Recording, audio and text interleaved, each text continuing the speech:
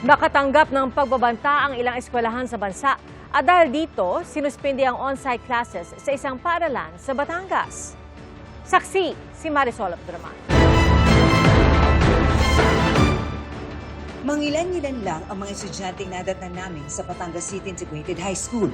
Suspendido ang on-site classes ngayong araw matapos makatanggap ng banta ang paaralan. Isang nagpakilalang grade 10 student na binumbuli umano ang nag-post sa Facebook page ng eskwelahan. Pagsasaksakin at pagbabarilin daw niya ang mga estudyante sa grade 7 hanggang 10. May persons of interest raw ang Batangas City Police sa nangyaring pagbabanta sa Batangas City Integrated School. Isa raw itong 17 anyos na grade 10 student sa nasabing eskwelahan at isang 20 anyos na lalaki. Sa inisyal na investigasyon, binubuli umano ang grade 10 student kaya siya nagbanta sa kanyang mga kaeskwela. Yung sabi niya sa principal, bakit daw po siya nag-post ng gano'n? What was his intention? Just to threaten, ma'am, na hindi na siya mabuli.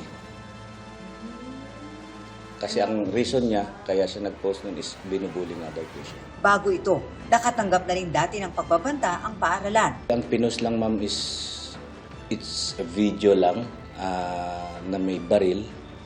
Yun lang po, ma'am, yung pinost sa GC. Ang tinutukoy ng Batangas City Police ay ang video na ito kung saan may ipinapakita ang kalibre 45 na baril.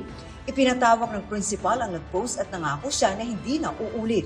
Hindi pa malinaw kung may koneksyon ito sa pag-post ng panibagong banta kahapon. Ayon sa pamunuan ng Batangas City Integrated High School, matapos ang pagsusuri at pagpapatupad ng nararapat na tiyak nilang ligtas ang paaralan. Bukas, balik na sila sa regular na klase. Nitong Biyernes, nakatanggap din ng pagbabanta sa social media ang Palo National High School sa Leyte.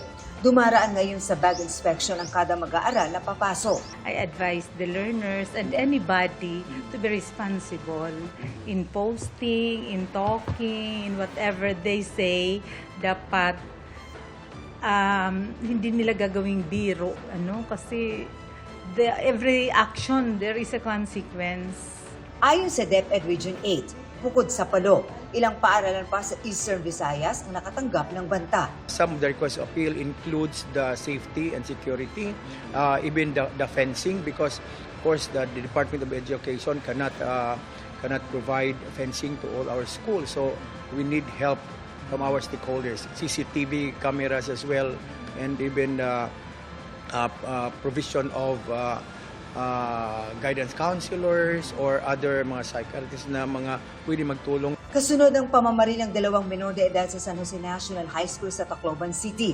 Ino-audit ng DepEd ang seguridad sa lahat ng paaralan, gaya ng kung meron silang security guard, bakod, metal detectors, CCTV at iba pa. Sisiguraduhin ding may drills at protocol sakaling magkaroon ng mass shooting. Sa pagdinig ng kamera, isa sa inusisa ang DepEd order na inilabas itong Marso para paigtingin ang standard operating procedure sa mga insidente ng karahasan, bullying at iba pang banta. Kasunod yan ang mga nauna ng kaso ng karahasan sa mga paaralan. Bukod sa sistema ng pag-report ng bullying at ibang insidente, iniutos itong sumailalim sa bag inspections lahat ng dadaan sa entrada ng paaralan, bukod sa buwan ng random routine bag inspection. May nangyari na pala sa Batangas. May nangyari rin sa NCR na may weapons na dala. May response, sabi mo may response kayong ginawa, pero hindi effective, obviously. Saan nagkulang yun? Kasi ngayon may nangyaring Tacloban. Nag-improve naman po yung compliance po natin, pero hindi lang po talaga namin inasa na ganun nakalaki ng magnitude sa Tacloban. Lumutang din ang kakulangan ng guidance counselors. Sa mahigit 5,000 slots para sa guidance counselors, mahigit 1,000 pa lang ang na-hire. Wala pang nahahire sa 10,000 school counselor associates na nakapaloob sa Basic Education Mental Health at Wellbeing Promotion Act. We submitted at the CSE sometime in November 27 of 2025. As of June 3 of this year, we were informed that it's already on the commission in bank for approval. We sent another follow-up letter. I cannot commit Of course, yes, tama na. any definite timeline, Mr. Chair. It will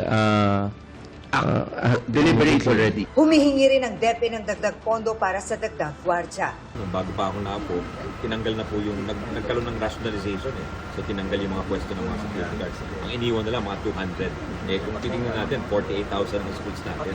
So matindi. Yung ibang school, kailangan na more than one security guard. So kulang na kulang yung mga plantilla items natin for security guards. Ako si Marisol Abduraman, ang inyong saksi.